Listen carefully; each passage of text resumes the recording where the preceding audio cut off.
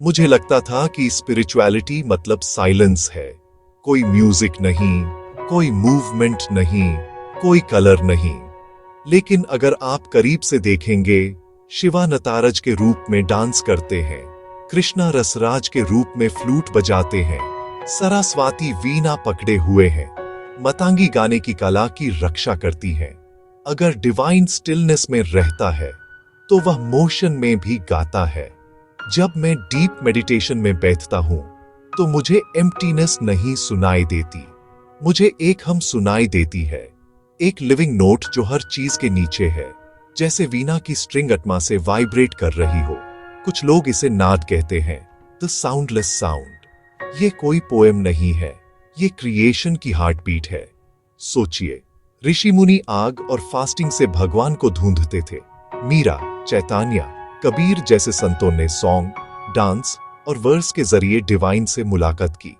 शायद सबसे छोटा रास्ता पहाड़ पर चढ़ना नहीं है, शायद ये एक मेलोडी के जरिए है जो दिल खोल देती है। हर आत्मा यूनिवर्स में एक्सप्रेस होने के लिए आती है, मूव करने के लिए, गाने के लिए, पूरी तरह से अलाइव रहने के लिए। जब मैं एक भजन में अपनी आवाज को कांपने देता हूं या अपने पैरों को रिदम ढूंढने देता हूं, तो मैं परफॉर्म नहीं कर रहा होता, मैं याद कर रहा होता हूं। याद कर रहा होता हूं कि जिस नेम को हम रामा कहते हैं, वह सच जो हर जगह कहा जाता है, सिर्फ पेज पर लेटर्स नहीं है। यह एक टोन है, एक प्योर नोट है, एटम से कॉस्मोस तक बहने वाली सबसे स्वीटेस्ट करंट है।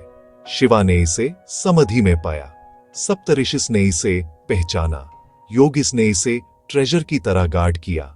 यह कोई वर्ड नहीं है जिसे आप पढ़ते हैं, यह एक म्यूजिक है जो आप बन जाते हैं।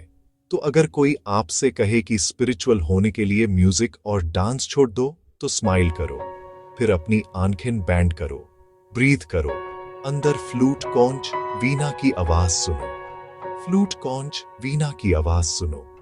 अपनी हाथलियों को ऊपर उठाने दो, अपने पैरों को जवाब देने दो, क्योंकि लव ही डोरवे है और रिदम ही की है।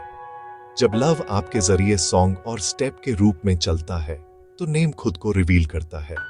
फाइनल रिलीज एस्केप नहीं है, ये एक सेलिब्रेशन है।